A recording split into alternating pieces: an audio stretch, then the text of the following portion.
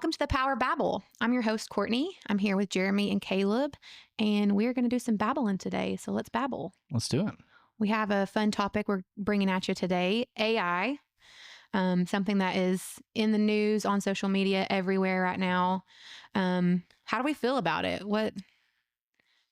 I just think it's kind of surprising that Allen Iverson is still relevant after all of this time. No, we're not talking about practice today. Oh, okay. That's a different AI. I think she's talking about artificial intelligence. Yeah. Now that I've derailed us, That's a let me deep give my dive. actual Yeah, take that's on good. AI. So AI, lots of talk about AI, lots of people concerned about AI, lots of people laughing at AI. Yeah. And also for people within the church, lots of speculation about AI. Could it be the mark of the beast? Could it be a portal of demonic influence? Yeah. Is it the end of civilization as we know Is it? it the end of civilization? This is a good question. Well, let You me know, ask you this. Do y'all use AI? No. No. Okay. At all? None? So the one thing that I do is well, technically everyone uses AI. Hmm. It depends on what you classify as Mhm. AI.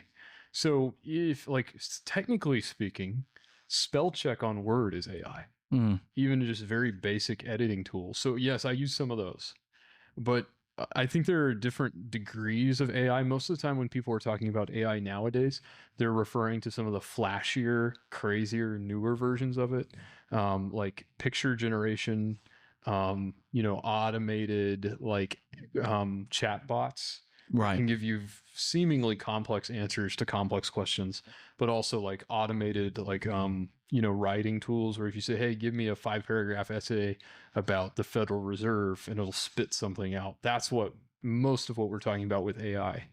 And there are actually tons of different branches of AI and different lots of different applications, and it's not all the same. Yeah. But of course, in pop culture, it's just AI. Yeah.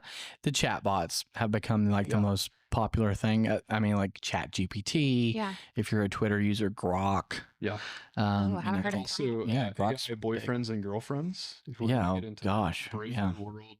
Yeah. Yeah, like the movie Her. Yeah. Yeah. Mm. No, that's like a huge, like in terms of monetizing AI, Yeah. that is like the cutting edge of it because, as our society gets lonelier and lonelier, there are people wanting to cash in on that by saying, well, we can trick you into maybe thinking that you're talking with a Yeah. sentient person who cares about your emotions. Yeah. And it's even if that's an illusion, there are some people that, don't have someone like that in their life at all. So it's appealing to them, even though they know it's fake. And that brings up a lot of questions in my mind that we'll probably hit here in just a moment. But Yeah. just speaking for myself, I do use AI insofar as it is a useful tool. Yeah. I mean, like, I think writing something and then putting it through a chat bot and then allowing it to help you punch things up, I think that can be fairly useful depending on what you're using it for, as long as it's ethical, that sort of thing. Or just some of the search features in like in the Twitter version, like you can do a lot of web search stuff very efficiently because it's machine learning, that sort of thing. So I have used those. Yeah. There are some people though who are devoted to it. Like they use it for everything. Yeah. Well, how do you feel about it? I definitely use it. I think going back to like the spell check and all of that. So in my previous role, I had to do some social media platform stuff. Yeah. And so I would use it like Canva and platforms like that are Sure. heavily integrating AI into it. So I've used it for that. Obviously, ChatGPT. But yeah, I've not like that's about as deep as I've gone into it. I know there's so much. Yeah. Yeah. Why do you think that it's blown up so quickly? Like, I think part of this in my mind is because it seems, and I say emphasis on seems, it seems like the advancement in the technology has happened very quickly. Mm-hmm. I question whether or not that's just our awareness of how quick how much it's advanced is, or if it really has been a pretty quick, like quantum leap in terms of what the technology can do. It kind of caught everybody off guard a little bit. So for some context to this, I actually have a degree in computer science. And when I was studying for that back over 10 years ago, I'm not going to say exactly when, but over 10 years ago, AI was something that was being talked about. There were classes on it within computer science, but that was for specialists within computing. And I think the perception that it has kind of all of a sudden appeared in force is right. That has nothing to do with the theory being new or the idea that you can use computers to do this to be new. We've had forms of it, like I was saying, for a long time. It's really just the hardware, and especially the consumer level hardware has finally caught up to where now we have access to the processing power that it takes to put AI in your pocket, on your cell phone, on your laptop, whatever, or at least to have, sufficiently big backends for web applications that can run AI at scale for thousands and thousands of users at any given time. Yeah, they can train these models with all this computing power. Well, it's so easy to use. And I mean, especially for like I always joke, I wish that it was around when I was in college, because wow, that would have been so easy. Oh yeah. But a lot of students use it. Yeah, a lot of students are using it. I mean, social media, the way it is now, everything is so accessible, and there are benefits to using it, but yeah, I don't know. Yeah. The thing that then jumps out to people, I think, because of the speed at which it has sort of jumped onto the mainstream, I think on the one hand, you've got a lot of enthusiasm, like you were just saying, because it's so useful. But also, I know that in popular culture, even beyond, we look at things deeper on this podcast. We talk about things from a philosophical and theological worldview, but just on a like a layperson sort of understanding, I think the AI subject has raised concern. People are a little bit cautious about, well, what might be some of the negative impacts of this sort of thing. Yeah. So what kind of negative impacts have you guys heard of? Well, I think, have you ever seen Terminator? No, I'm completely unaware of that famous movie. T2 is better. I'll be honest, I haven't seen Terminator. Oh my God. I'm really but sorry, you know guys. what Terminator is. Yeah, I'm aware, I guess, of the concept. Yeah, Skynet, yeah. So the Terminator 2 is better than Terminator 1, by the way. Greatest sequel of all time. But the whole idea of a computer becoming, well, we might want to ask the question of whether or not it's a sentient computer, or even just a computer that's so powerful that it becomes too powerful for us to defeat. Yeah. Right. And now, well, what if it turns against us? Right. The idea of the computers turning against us, the rise of the machines, if you will. What if it decides, quote unquote, that it doesn't need us, or that we're standing in its way, or that we're unnecessary? Yeah, I mean, this is in a sense, this is about larger concerns that we've had for some time about, the things that we make. Are they also making us? Yeah. And are they doing things to us that we're not fully appreciating?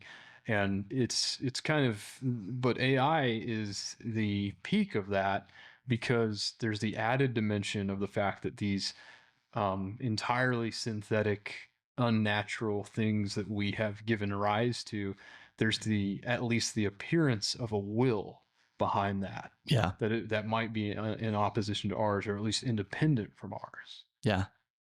I think before we get too deep into that, because that is a question I have, I think one of my fears with AI, though, is not so much that it's going to become sentient, is what people can do with AI. Yeah. And so, like, thinking about like deep fake and those kind of things, like people putting images or videos out.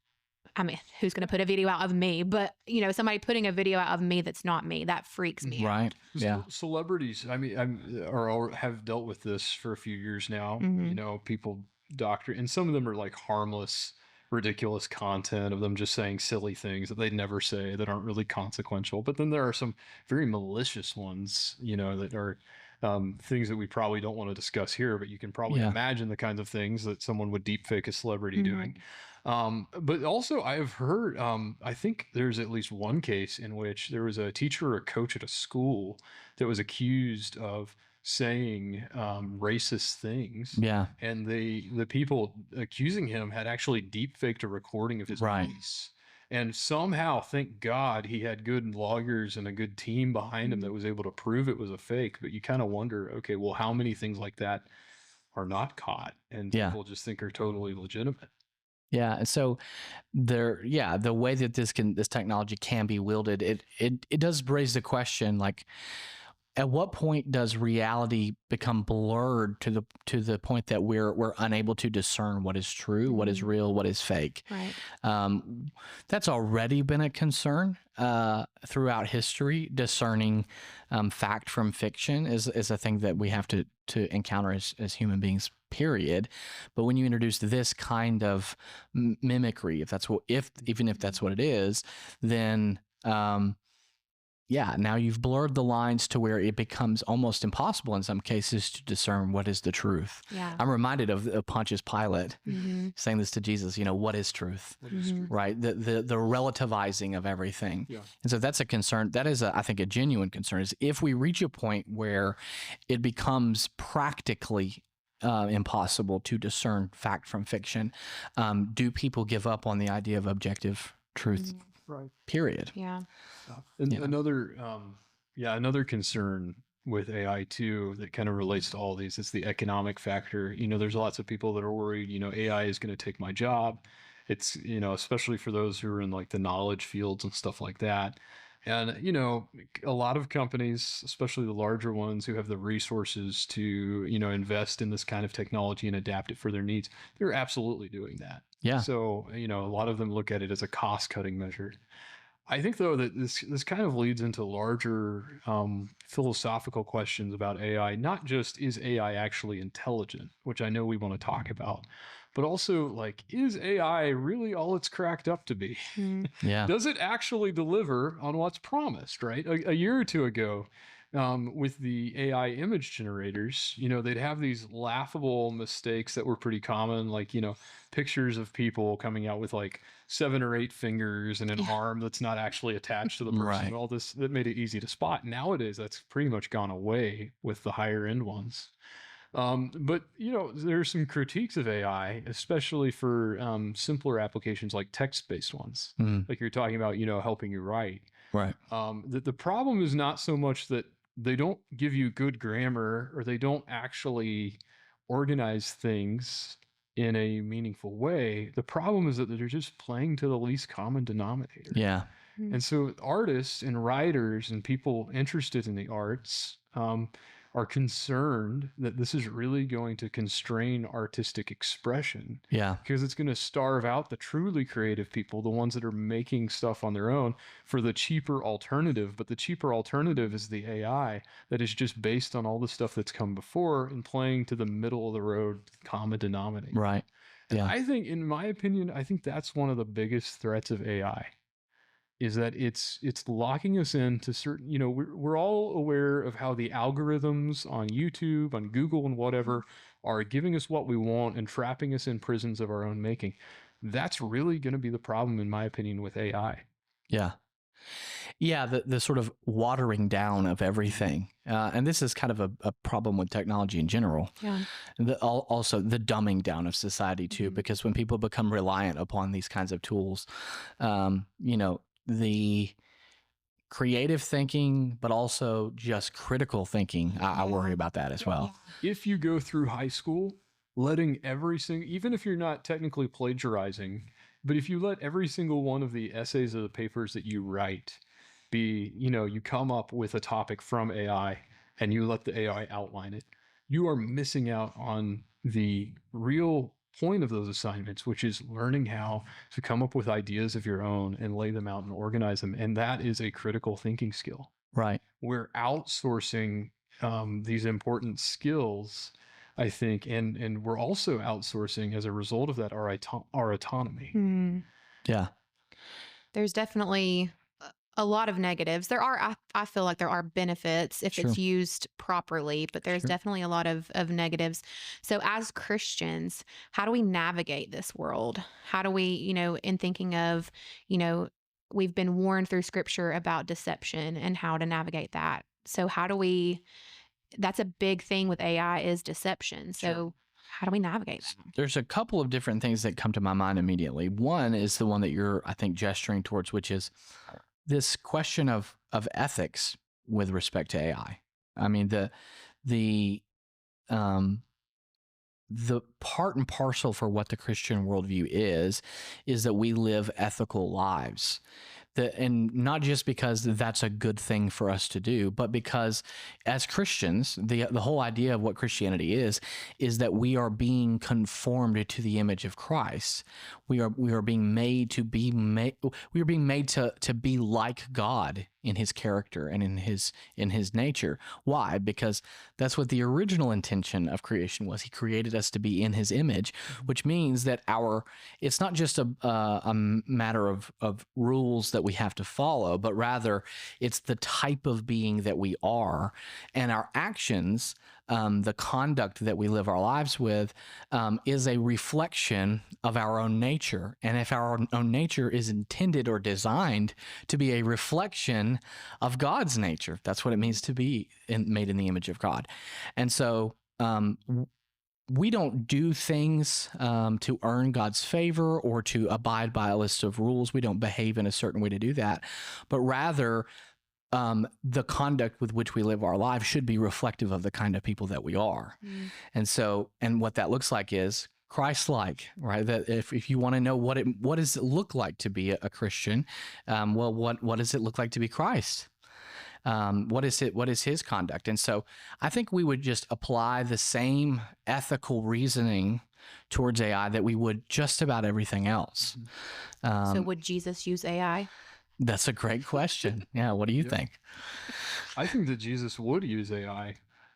But he would be selective about how he uses it, right? And what kind of AI he uses. I mean, it's easy to, get trapped in a doom spiral thinking about this. Sure. But, and there are going to be people on either extreme, right? There are going to be people who say we have to totally reject this because letting it, in the door at all is just going to be a slippery slope, and we'll either have all of it or none of it. Then there are people on the other end of the spectrum who say it's just a tool, bro. It's just any other technology. And yeah, I mean, there are merits to both of those positions, but I think the actual truth or the actual right way of thinking about it lies somewhere in between. It is a technology. Technologies, I believe, in the 99% of cases, are fundamentally neutral. Right. But that doesn't mean that it doesn't have certain ways that it is most likely to shape our behavior in society. Right. And some of those are kind of concerning. I don't know. Do you all think that would Jesus use AI? Would Jesus use a shovel? I mean, back to the tool thing, right? I mean, what we are talking about is a more complex tool. And so because it has more complexity, it does brush up against more ethical issues. Mm-hmm. But I think part of what you're saying, Jeremy, and part of the way I'm thinking about this is that really in all of those areas that we can see potential pitfalls or potential areas of serious danger, the issue is not even so much with the tool itself, it's with the people who use the tool. Yeah. Right? And so, yes, does this afford certain individuals more expedience and efficiency with doing something wicked? Yes, of course. And so that is a negative, but is that a negative of the tool inherently, or is that a negative because people are wicked? Yeah. Right. Right. You could say that about a lot of things that we use. Could. Yeah. You could. I mean, there's, if you're familiar with the webcomic XKCD, which I don't really recommend because a lot of it is kind of inappropriate for Christians, but it has moments where it's funny and insightful. And to kind of risk upping the rating of this podcast a little bit, there's a meme on there that says every time a new technology comes out, people are going to ask, "Can I use it to make porn?" And the answer is always yes. Yeah. Every new technology. Yeah, exactly. So there are Christians who are going to look at AI and say, "Oh, there's this awful stuff that people are doing with it." And that is totally true. There's awful stuff people are doing with it. Right. But that doesn't mean that's the whole point of it. Right. Or that's intrinsic to it. That says as much about our nature and what we're inclined to as human beings as the technology itself as a tool. Exactly. Yeah. My thoughts exactly. So we've danced around this a little bit, but the whole thought of AI becoming alive, sentient, self-aware, how do we feel about that? Yeah. So the question to my ear is a little bit like asking, do we put emphasis upon the artificial or upon the intelligence? Right. Which is the operative word? Yeah. And I mean, because what we're really asking is, at what point, what is sentience? That's a question. That's a very deep question. That's a philosophical question. Yeah. So I have thoughts about the practical nature of, is artificial intelligence intelligent? But I want to hear your thoughts on the philosophical and spiritual dimensions, if there is a spiritual dimension, right? Because that's something that we shouldn't assume when we're talking about sentience. Right. So when we talk about sentience, typically what we're talking about are a few different properties that are related properties. And some people will give different lists of what those properties are, but I'll just give you a few of the common ones. Self-awareness is a big one. That was first on my, A consciousness that has a center of consciousness that we would call a self. This is Descartes' cogito ergo sum. I think, therefore I am. That's exactly right. It's not just that there are things going on in the brain, it's that the brain is aware that there are things going on. Right.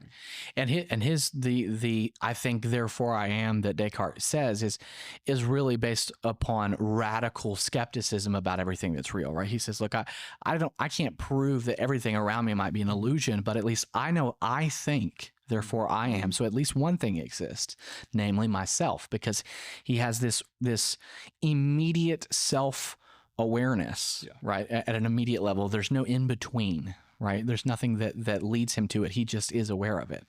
And so that center of consciousness, the self, is something that is centrally located with respect to personhood, right? When we talk about what is personhood, another one that people would often, I say often because there's always going to be people on the outside who would quibble about these things, but one common one is freedom of the will, or at least some form of agency, right? The ability to act without coercion. This is something that's essential to personhood. And then I would say some kind of moral dimension, some ability to be morally culpable or responsible for action is essential, at least to human personhood, right? Let me press you on that a little bit, because there are sociopaths. And I think there's a question of, there's a difference between reasonably expecting moral responsibility, as in you are the type of being that we can hold morally responsible, versus an internal sense of moral responsibility, no matter how warped or distorted that is, right? Right. Like, so are you saying that sentience requires having some form of conscience, or are you saying sentience implies being able to be held morally responsible? So I think that it would be something more akin to the type of being that possesses the capacity for these behaviors. Not necessarily that those behaviors or those attributes are actually instantiated in the real world. So I'll give you an example. One of the things I said is conscious self-awareness. Right? Conscious self-awareness is part of what it means to be sentient, but you might not have that if you're in a coma. Right. Or if you're asleep. Yeah, that's a good point. But no one who is sleeping, I don't think anyone with common sense would say that person ceases to be a person when they go to sleep. Because otherwise, you could murder people while they're asleep and be totally... Right, because you could say, well, it wasn't a person at that time. A person at the time, I'm totally innocent. Right. Now, I think most people would recognize that's absurd. So just because the function of that particular property is not instantiated in the world at that particular time, doesn't mean that the type of being that it is stops being a person, right? And then we could go down a rabbit hole in terms of the ethical implication of this for things like pro-life and so forth, right? So just because we can't see a particular capacity or property being active in a given moment doesn't mean that we're erasing the personhood of that individual. So it's less about observable properties and more about, is this the kind of being that under ordinary circumstances would possess these properties? Right. I think is how I would want to describe it. And I think if you combine those elements that we mentioned, self-awareness, some sort of moral responsibility, or agency. And some sort of free will, agency or something of that nature. I think those are really at the central. Now you can add others that may make sense, but those are really at the core of what it means to be a person. And so the question becomes, can technology ever achieve that status or possess those properties in a very real way? Mm-hmm. You guys tell me. What do you think? I want to hear Courtney's answer to this. Oh, God. Well, I mean, I think a follow-up question I have for me to be able to answer that is, what qualifies us, because we have a soul, because God gave us a soul, does that qualify us to have self-awareness and morals? And so if that is the answer, then no, AI is not. Is God going to give AI a soul? Yeah. Yeah. So I think what you're doing is you're kind of drilling towards the center of the thing we're inquiring about here, which is, if these are the properties associated with personhood, what is the source of those properties? Yeah. Right. Yeah. Where do we locate those properties? Yeah. Are they located within physical matter? Yeah. Are we biological machines that, because of our biology and the purely physical processes that go on in our bodies, that we have these things attached to us? And they can be, by implication, they can be explained in purely biological, physical terms. The fact that we have a brain that's aware of thinking, the fact that we have moral, or most of us, we're expected to have moral responsibility, that we're capable of making choices. Is that a physical phenomenon, or is it necessary to have a spiritual dimension in order to have those properties? Right. And listen, some people may object to that kind of language, right? This whole idea of spiritual smacks of religiosity, right? I mean, if you introduce that kind of language, people immediately go, oh, here we go. They're sneaking God into the conversation, right? Which we are, by the way. It's not even sneaking. This is explicit. But philosophers talk about this, even non-religious philosophers talk about this, though. And what we're talking about is when we talk about things that are typically associated with mental states, are we talking about something that is strictly physical, or something that is immaterial? Yeah. This is the mind-brain problem. Right. Yeah. Or mind-body dualism, right? Dualism. These are some of the questions that philosophers have talked about for a very, very long time. And of course, there is overlap with philosophy of religion. But, so let's put it back. I want to put it back on Courtney. Put it back on. So let's entertain both possibilities, right? Let's say, number one, these do come from having a spiritual dimension. Okay.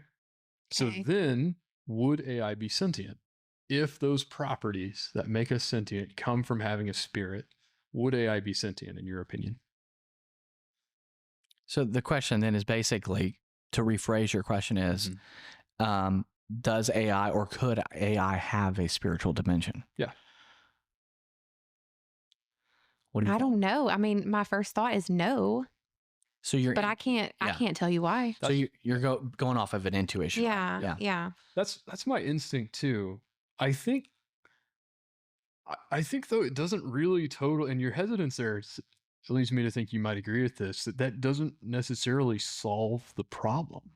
Yeah. To say it, even if we assume that having a spirit is necessary for sentience, right? And this is where I think, that we've all kind of been influenced by secularism in a way, is that we think that, even Christians who believe in the spiritual world, we're liable to say, well, people have spirits, and we equate spirit equals personhood, right?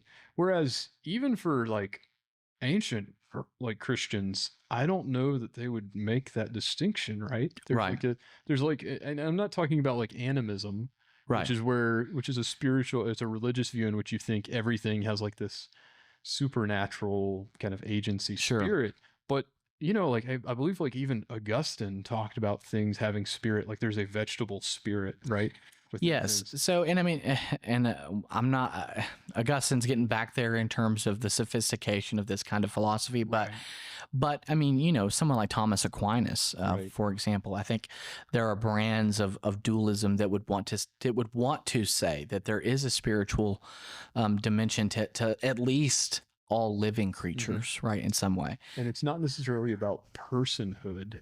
Right. It's just it can be, but not in the intangible spiritual significance that's not reducible to physical to physical existence. Right. And so there's a couple different directions I could go with this. I mean, in the one case, I do want to say that the properties that we've been talking about, right? Personal agency, self-awareness, moral dimension, those sorts of things. I do think that those are transcendent things insofar as those belong to metaphysical phenomenon, less so than physical phenomenon. But I also recognize the fact that when we talk about human persons, from a biblical point of view, we're talking about the marriage, right? It's part of what is essential to being a human being is the marriage between a metaphysical existence and a physical body. Right. And that is one of the cool things about human beings. Right. Is God designed us to have both. Yeah. Right. It's not as though the spiritual dimension is the main thing and then the body's a tack on. That's not what Scripture teaches. He made us and he made the physical body and breathed into the nostrils of man the breath of life.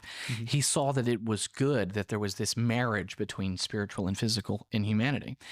And so much so that when Paul talks about the resurrection, right, he uses language of leaving his tent, right, the tent of being his mortal body, being unclothed, right? Yeah, and it's being not a natural naked state for human. It's unnatural. Well, it's unnatural. Like I mean that particular example, you could say, well, being naked is the more natural thing, right? But it's not the resting state, right, for humanity. So yeah, and clearly in the context, I mean, Paul is using it in a negative sense. Now he says to be absent from the body is to be present with the Lord, and he would much rather, in some ways, do that. But also, he has this hesitancy to go through this unnatural, unclothed state because he's not complete if he is a disembodied person, right? And so what he's looking forward to is the resurrection, because in the resurrection he'll have a resurrected body. And so there is something there. So I don't want to make it sound like we're Gnostics here and we're giving primacy to the spiritual and we're negating the importance of the physical world. Not at all, because I think the Christian worldview is that both are kind of necessary. I've heard I've read William Lane Craig describe it, and he may have gotten this from somewhere else, but he's the immediate touchstone for me. Is that the physical body is like the instrument on which the spiritual being plays. Yeah, that's it. And I think that's such a great way of thinking about it, because if you've ever played an instrument, you know that if the instrument you're playing is faulty, then it's going to have implications for the quality and the playing of it. So some people have kind of been dealt a bad hand, so to speak, right? They may have mental or physical disabilities.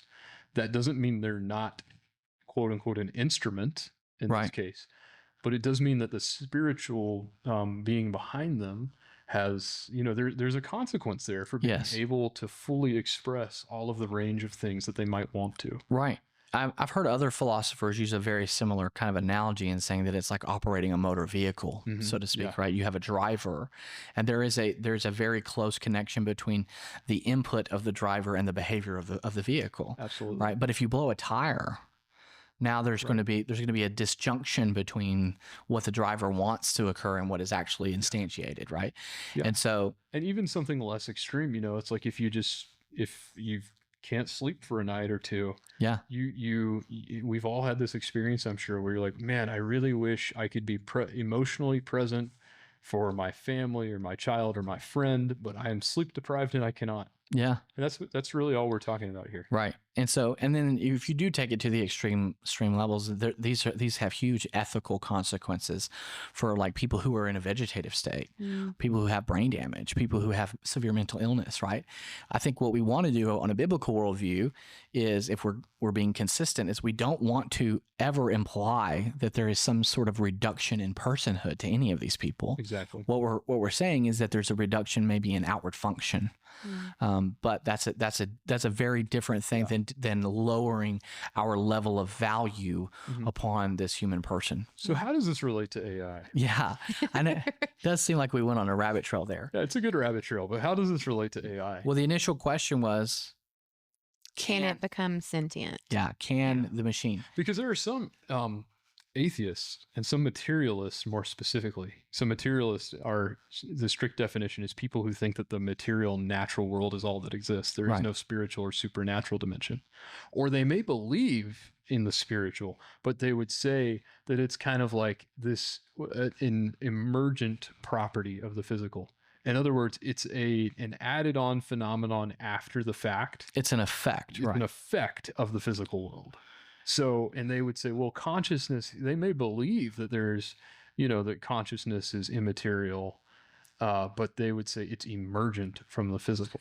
So I'm glad that you mentioned this, because we might be getting the cart before the horse and asking the question about whether or not AI is sentient or personal in some way, or could be, because we haven't really. I mean, we've come from a Christian worldview where we've sort of assumed the immateriality of the person, but there are many who would deny that. And I would say a lot of people in Silicon Valley, a lot of people driving AI, probably have this mindset. Right.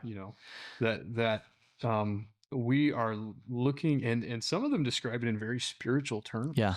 That we're trying to achieve the singularity of AI. Because even though this is a wholly physical phenomenon, that it is going to lead to some sort of emergent consciousness, right, that is like us or even superior to us. So the argument here would be, okay, on this worldview, would be something like, yes, all there is matter, right? Which is the most basic level, is like something like particles, right? Yeah. But if we assemble them in a complex enough way, right, eventually you get something like consciousness, right? If we take the Lego pieces of reality and we construct them in a complex enough way, maybe like something like a brain, right? Eventually it's going to become so complex that you end up with this extra feature. Yeah. Like the whole is more than the sum of its parts. Right. Okay, so here's what I'm thinking. This might be totally just dumb, so just tell me if I am. So thinking of animals in this aspect, because people have said, oh, are the apes going to take over? Are they going to become smarter? Are we thinking about that? Are we thinking about AI in the same concept as animals? They're both this physical property. AI doesn't have a brain, but it's something like a brain. Yeah. But it's missing that other piece. Yeah. I mean, our dog's going to go to heaven. I don't know. well, this is, I think it's good that you're asking that question, because the style or the principle of emergence that we're talking about here, with physical things being arranged and consciousness popping out, is very, very similar to the story that naturalistic evolution tells about how intelligent life on this planet came to be in the first place. If you believe, in the naturalistic story of, we just had a ton of chemicals and a ton of time and a ton of energy, and you mixed them together, and eventually it became just the right ratio of all of those, and then in life, and then intelligent life popped out. That's essentially the same story that some people believe about AI. It's just that the thing about AI is, well, we're dealing with intelligent design in this case, because it's humans setting up the conditions. Yeah, it's funny that they can't see that, right? They want to say like, okay, yeah, so look, consciousness happened the first time with a complex arrangement of less complex parts, and eventually we got consciousness. And then, as Jeremy's pointing out, they leave out the fact that, well, okay, but this time, with respect to AI, there's a designer who is directing the process, right? And, to be fair to them, there are people say the emergence of AI in this case is the next step of evolution, because we're intentionally bringing it about. So it's like the intelligence that came by chance is now directing its intelligence towards something intentional. So how much greater will be the result of the process this time around? Right.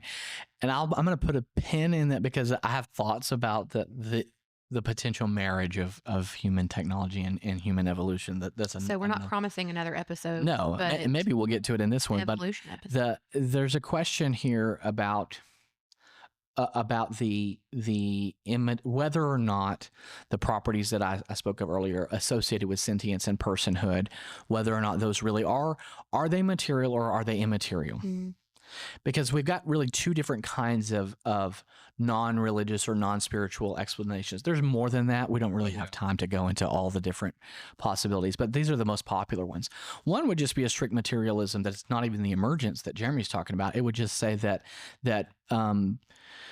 the electrical brain states are identical to the mental states, right? They would just say that they're the same thing. They would say basically that if you could just take a constant 100% accurate CAT scan of someone's brain at every single picosecond of time, and even less than that, and if you could analyze this and put it together, then eventually, with enough effort, you could draw a one-to-one correlation between all the neurons firing in the brain at any given time and the mental state that person was in.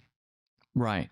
Now, there are philosophical arguments that I think render that nonsensical. I would agree. Yeah. And that what Jeremy just described is a very common point of view, especially from the scientific community. Now, it's odd because we're talking about a philosophical question, so the scientific community is not exactly it's not their field of expertise to comment on this entirely, because we are asking a philosophical question about the nature of mind. I would say that there are properties, there are things about our thoughts that apply to our thoughts and do not apply to our brains.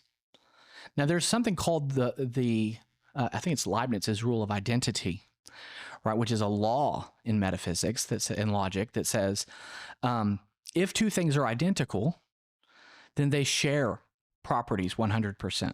Yeah. Right?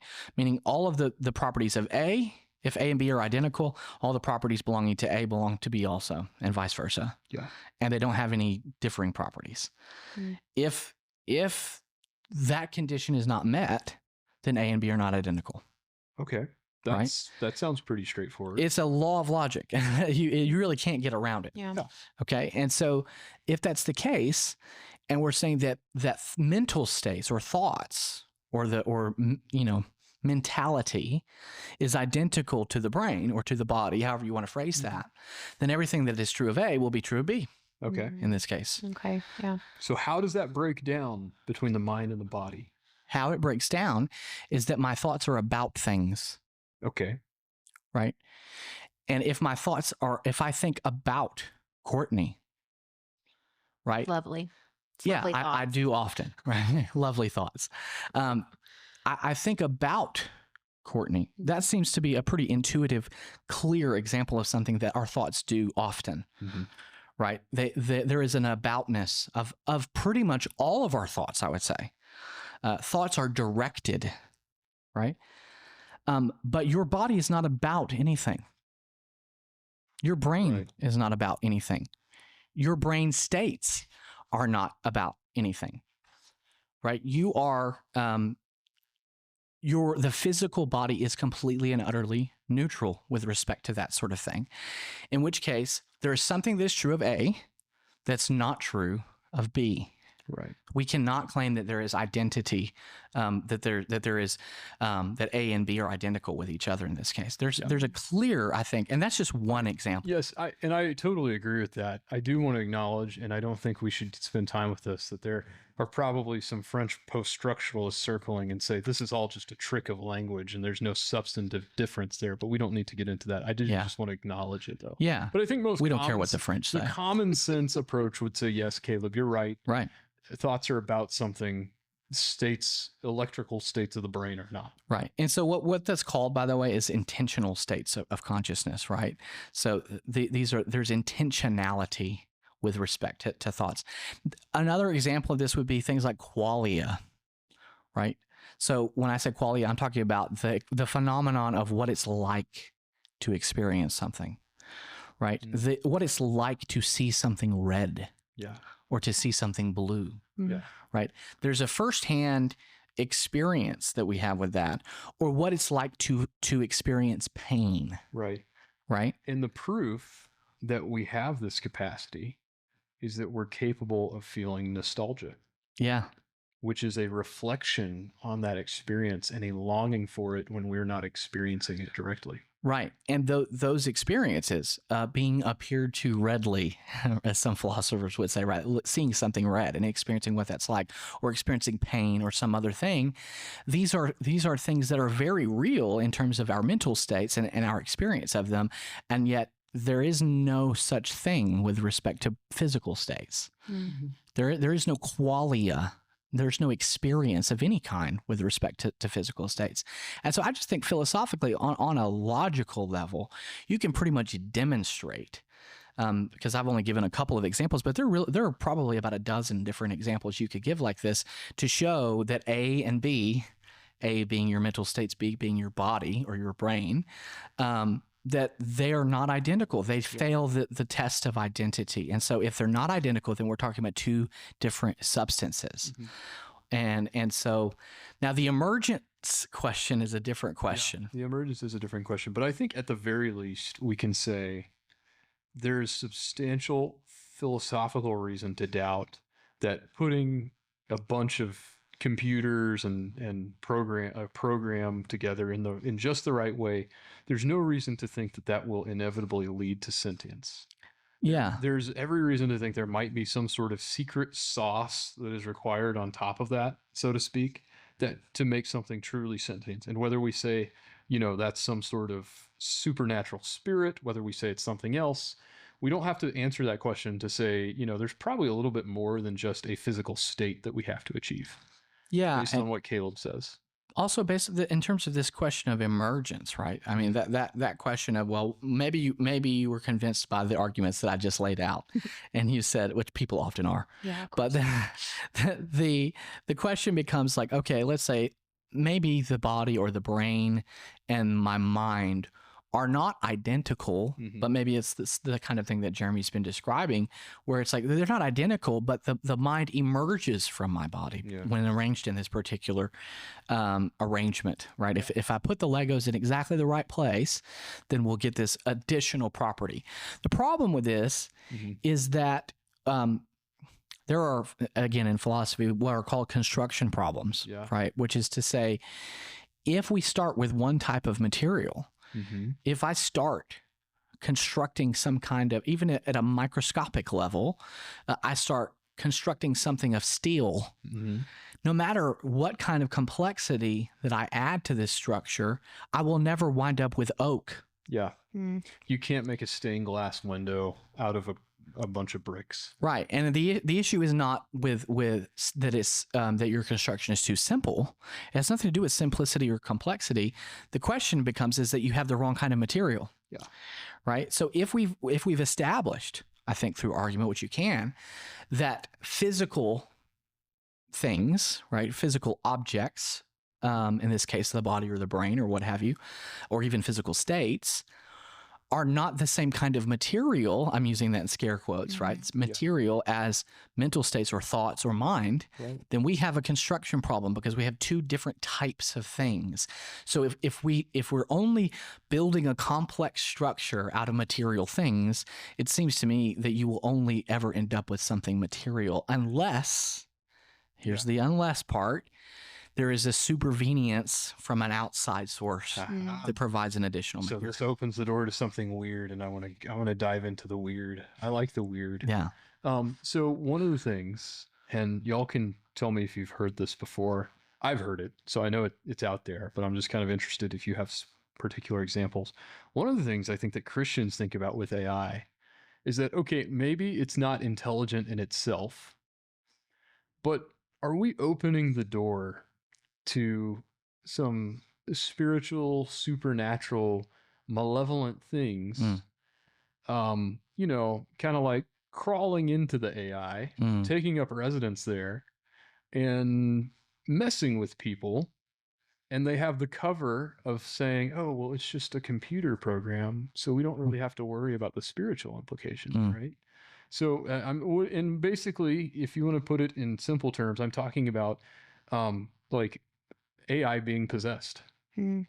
And there's been some really weird stuff, some really weird outputs from AI and chatbots and stuff. Yeah. That if you're at all willing to entertain the reality of the supernatural, you're probably thinking, that seems really messed up and weird. That's the kind of stuff I would expect if something was possessed by an evil spirit. Yeah. Yeah. Right? Have y'all heard this before? Are you familiar with this? I am vaguely. Yeah. Yeah. Well, I guess my question is, if it's not a being itself, is it capable of being possessed? If it's not self-aware, if it doesn't have its own mind, can it be used in that capacity? Yeah. Do you think that evil spirits can attach themselves to simple physical objects? Are you talking about voodoo dolls? Yeah. Yeah. Or even something similar, right? Like there have been stories that I've heard, at least, of people move into a house and there's a presence there that has attached itself to the house, or a chair, or, you know, these are the schlocky old horror movies where it's like a doll and a spirit has attached itself to It's always a doll, baby doll, creepy eyes. Yeah. Do you believe in that? I think so. Yeah. I mean, I think anything can be used. But yeah, I think it's just weird for me to think of technology being used in that way. Yeah, my sympathies, I think, lay somewhere around with what you're thinking, Courtney, insofar as I will concede the idea that, you know, we believe we're Christians, so we believe this whole supernatural worldview. The idea that there are malevolent demonic forces at play in the world. I mean, our first episode, we talked about that, right? Yeah. Like this. I think that's a true part of reality. And can and do those malevolent spirits interact with the physical world, or even in the cases that you mentioned, attach themselves to physical objects? I think so. I mean, I have been present during when people who have been steeped in occultic practices and things like witchcraft. And one of the first things that we do as Christians, whenever a person is delivered from that and comes to faith in Christ, is we remove all the paraphernalia and things associated with those practices. And we recommend that they get them out of their house. Yeah. And part of this is because we don't want to give space for the enemy to have access. Right. And so I think there is a reality in that. Now, the question then becomes, I think... Yeah, I was waiting for you to disagree with me, because I agree with everything you've said so far. Yeah. The question becomes the attachment of demonic spirits or to malevolent spiritual forces to physical objects. Can we take that a step further and talk about the embodiment of a physical object in the same way that it would with another sentient being? See, so part of, I think, what Courtney was getting at is, like, we have examples in the Gospels of demonic spirits possessing animals. Yeah, 100%. Right? The swines. The swine. And they throw themselves. Yeah, it's driven out of the guy. Yeah, the madman of Gadara. Yeah. Yeah, they possess the herd of pigs. The pigs drown themselves in the lake. Right. And so we've got examples of that. So that's a thing that can happen. But again, we're talking about creatures in that case that have mental capacities, some of which approach what we talk about for personhood. Now, I'm not arguing necessarily for the full personhood of swine. Well, but here's where those pigs were going to go to heaven. Yeah, listen. I would push back on that, though.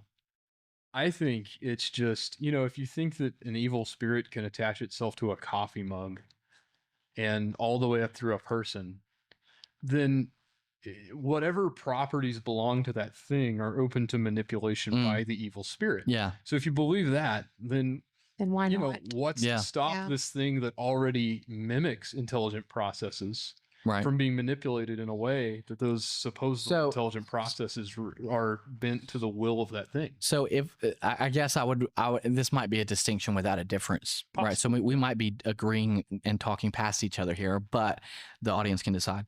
But we might be quibbling over whether or not the AI could become possessed, because I think that, now, to be clear, let's be biblical about this. There is no biblical language of possession. Fair enough. Okay, there is, the language that's used in the New Testament is that they are demonized. Yeah, which might be a point in your favor, actually, right? Yeah. Which is to say that there's never the claim that a person is fully possessed. What it says is that they're under the influence of demonic spirits. Okay, and some Christian exorcists have made a lot of hay over the gradations of demonic influence and said there's oppressed, depressed. They create a lot of categories that aren't in the Bible. Exactly. Yeah. Which may or may not be legitimate. I don't have the authority to say. I don't think there's anything necessarily wrong with thinking that there is gradation. Like there are levels in terms of how much influence a demonic spirit might have in a particular case. So that may be what some people are referring to. That seems reasonable, I think, at least to some degree. So what we may be talking about is less analogous to a person becoming demonized, where that person's body is being manipulated by a demonic spirit, or what we might typically associate with something like poltergeist activity, right? Where there's inanimate objects that are being manipulated, which I think is also possible. Yeah. So if that's the case, then I guess it depends on what you think AI is. Yeah. If you think AI becomes sentient or approaches some level, at least on an animalistic level, approaching sentience, then yes, it could be possessed. Yeah. If you think that AI is just complex computing, then maybe it could be technological poltergeist. Yeah. That's a term I just coined. Put it on a t-shirt. Poltergeist, that's the name of this episode. Bumper sticker. My brain is being racked right now. Okay. Either one of those explanations I'm totally fine with. Yeah. I really, and like you said, I think it probably is a distinction without a difference. It probably is. For all practical purposes. I mean, but I think, just looking at some of the temptations and blind spots of our culture, I think that AI gives demonic forces a fantastic entry point to wreak havoc, because like I said, it's a Trojan horse kind of thing. Yeah. Right. The same people who are celebrating this as some sort of mystical emergence are also going to say, oh, well, there's no weird supernatural stuff here. Right. It's just a computer program. Right. There's no ghost in the machine. Our culture is hardwired and biased to accept that there's nothing wrong here. It's just a computer program, when there's all sorts of extremely obviously demonic stuff going on. I mean, C.S. Lewis anticipated this. This is one of the things I don't think he gets enough credit for, and I haven't heard this talked about a lot. He wrote something called the Space Trilogy, which is the less popular sci-fi version of the Chronicles of Narnia. It's completely different, but it's great. He has I love it. His fantasy series, he has his sci-fi series. It ends, the last book in that trilogy is called That Hideous Strength. It is a work of dystopian fiction. Yeah. So if you've never heard of this, never experienced it for yourself, go out and get a copy. It is wild. It is a wild ride, and I love it so much. One of the things that it does is it imagines, spoiler alert. I'm not going to spoil the whole Courtney thing. hasn't read it. Caleb's been trying to get me to read this. It is so good. I'm not going to spoil the whole thing, but there is a criminal in that book who is decapitated. Right? He is sentenced to die. He's guillotined. He's decapitated. They take his head and they reanimate it through scientific means. Yeah. And it becomes clear later on in the book that, yes, they have done these scientific procedures and given him a simulacra of life, and the head is speaking and its brain appears to be working, but it is possessed by a demonic entity. Yeah. And I think that was really prophetic on Lewis's part, because even though he didn't have the context for computers and AI and machine learning and all that, but he understood that people were going to be using scientific procedures, and there was a chance that could provide an opening for the demonic and the supernatural. And I think that is kind of what I return to when I think of the interaction between the spiritual world and AI, that this is a possibility. Right? Yeah. Yes, it is a tool, but tools can be used for evil as well. Yeah. Well, and so this kind of segues into, I think, probably our last topic and question is the end times. Yeah. So thinking of being used by. Can I, before we get to that, can I say something very briefly? And because I promised to do this earlier about the way that AI works and how that reflects on sentience. Sure. Yeah. Okay. So, and this is kind of like taking the materialist argument and turning it against itself. AI and machine learning is basically just using a bunch of very complicated mathematical equations and doing them over and over and over and over and over again until you get a result you want. And the wrinkle there is that over time, it becomes better at giving you a good equation to get what's probably going to be a good output. But it is a blind process, right? So let me break this down for you. In high school math, in statistics or calculus, you had a bunch of points of data and you had to find a line of best fit, right? So these are real world things. They're not going to exactly match a mathematical formula, but we can find a line that's as close as we can get it to hitting all of them, right? That's the line of best fit. Right. This is the principle behind AI. But it's just saying, okay, let's automate that process and let's do it for things that we wouldn't necessarily think are as simple as lines, right? Not necessarily quantitative things having to do with numbers, but qualitative things, right? Right. Like give me an image in the style of Salvador Dali that's a picture of George Bush. Right. So the stupid AI prompts for images. So it's taking that idea of a line of best fit and doing it tons and tons and tons and tons and tons of times, automating it. You start with a set of data to give those math equations something to play with. And then at certain points in the process, you say, okay, good job. That one was better. This one's worse. And that's training the equations to take the shape they need to take to give you good stuff on the outside.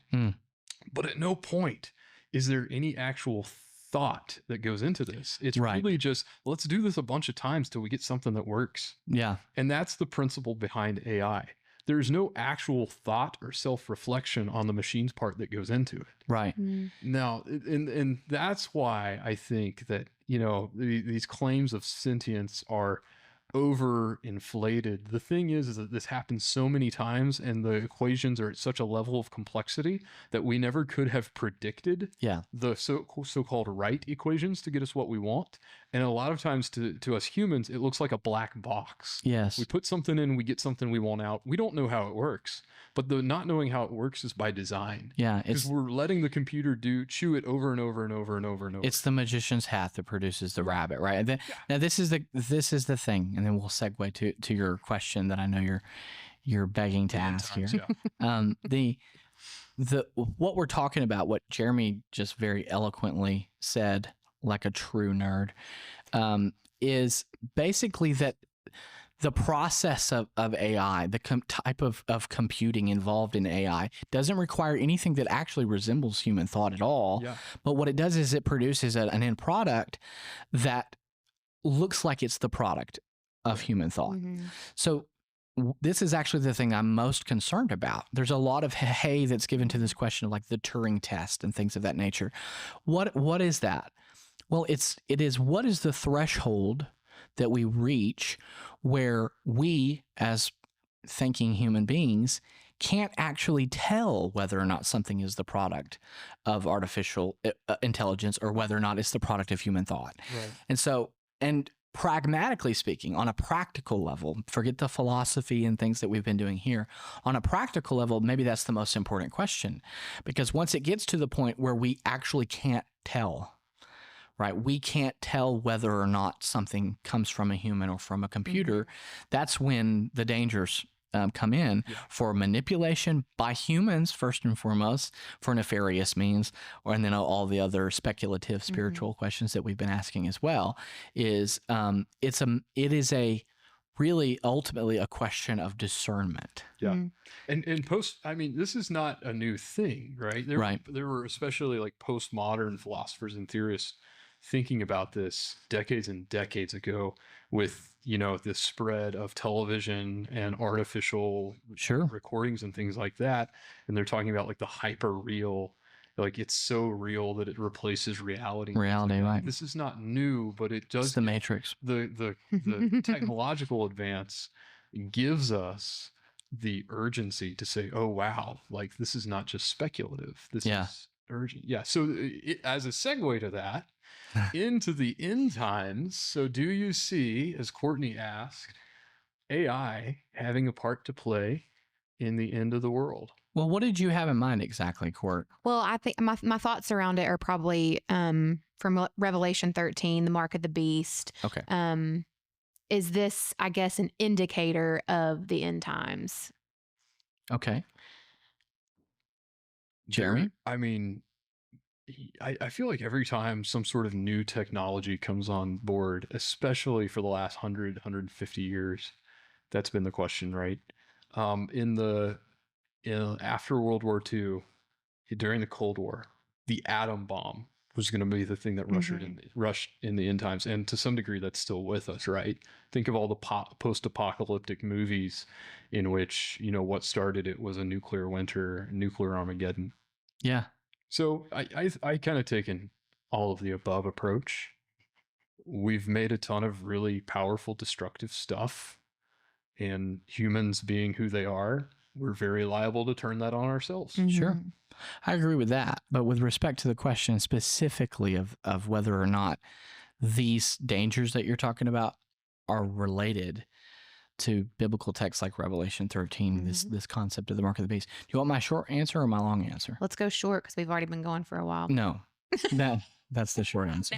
Never get a short answer from Caleb. 30 seconds, Caleb. Yeah. So the short answer is no. I don't. That's not to say that these aren't important things or that they aren't significant or that they won't play some role in terms of how things play out. Of course, that could be the case, but all of these technologies and tools that have been introduced throughout the ages, people have speculated about all of them. I mean, I have a handwritten letter from one of my great grandmothers. Okay.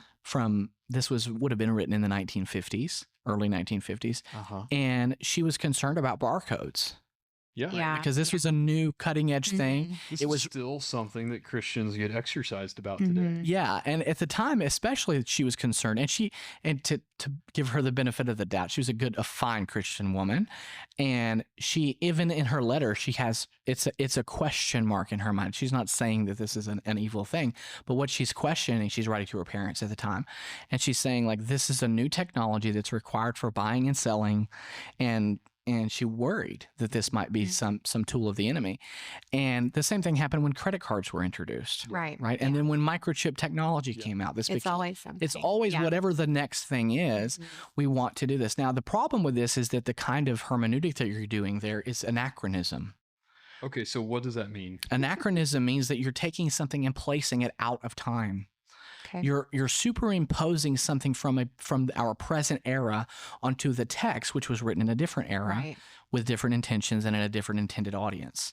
So it would be like watching a movie that's set in the 1800s and you see someone wearing an Apple Watch. Yeah. You would say, clearly, this is out of place, right? This is an anachronism. So people do this with their Bible all the time. And the temptation is that my time is the important one. Yeah.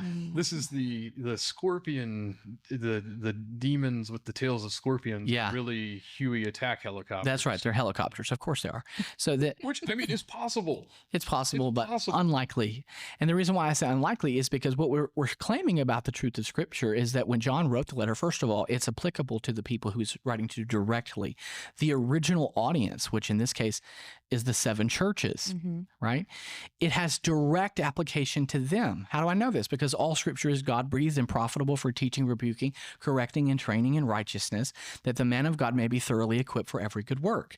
Which means that the Scripture had to equip those believers as much as it equips present day believers, which means that whatever the content is something that is applicable and has relevance to all readers in all ages, which means that it's not going to be so hyper specific about some technology that's chronologically relegated to only our small present age in the Western world. Yeah. That doesn't make a lot of sense. So what you're saying, the point, whether or not it's helicopters, that's not the point. The point are the larger themes and messages. That's right. So when John says that those who belong to the beast will be marked on the hand or the forehead with the number of the beast, the number is 666. Okay, and if you look at 666 in gematria, which is a common number and letter switching technique in the day, it says Nero. Right? I mean, most scholars are agreed that that's what 666 means. It's code for Nero. Yeah. Okay. And so what he's saying, by the way, Jewish people, this is the short answer, by the way. I was fixing to say, there's no short answer with you. There is no short answer, but that's okay. Yeah. The true answer, though, is that, Jewish people would take the name of Yahweh and then would put them in a little box on their forehead and on their hand. Yeah. Right. And it's YHWH, the tetragrammaton, which means Yahweh. Mm-hmm. And it's the name of God. And the symbolic reasoning for this is that they cover their thoughts with the name of the Lord, Yahweh, and their hand, which is the works of their hand, their deeds, their actions, right? These are the things they said that I want them to be covered and marked for Yahweh. Yeah. So that everything I think and everything I do, everything is committed to the Lord. It's committed to Yahweh. Yeah. Now, what John is saying, I think pretty clearly here by using this number code to refer to Nero, he's not saying Nero is the beast. What he's saying is that how will you know? How do you know that someone belongs to the Lord? Well, their thoughts and their actions and everything reflect the Lord. And he says, well, how will you know someone belongs to the beast? And he says, well, the way that you know is exactly the same way. Their thoughts and their actions and what they do and what they believe, these things will be in line with people like Nero, right? That's the kind of system that they will belong to. And so what he's saying is, in the same way that you can tell the people of God are set apart, you will be able to look at the people who belong to the beast, who belong to the enemy. They will also be marked and set apart. And they'll be known by their thoughts and their deeds. Well, first of all, that's not a take that's going to get us a lot of subscribers. No. Second of all, though, microchips. That's what I'm saying. Yeah, it seems like what you're saying is whether or not it's AI, the message remains the same. Yeah. Right. Which is like, keep watchful. That's right. Guard your heart, guard your mind. Exactly. Yeah. Which again, not going to get us subscribers. So thanks for that. Yeah. I guess it's good that you're telling the truth. And you said this before, that a lot of Christians, this is how they read the Bible. Yeah. Is everything was written for them. Yeah. And it is. We are supposed to glean from it. But it's not written to them. Yes. We have to remember that it was written for somebody, to somebody. And so, we shouldn't read. Yeah. We shouldn't read that text. We want to let the text speak to us rather than superimposing something onto the text. Absolutely. Wow. Yeah. Yeah. Wow. Well, so, should we reveal to our listeners that everything that we said was generated by AI? Oh, I'm not real at all. I am a chatbot. How would you prove, listening audience? You can't. How would you prove? Well, my brain is racked for the day. That was really insightful.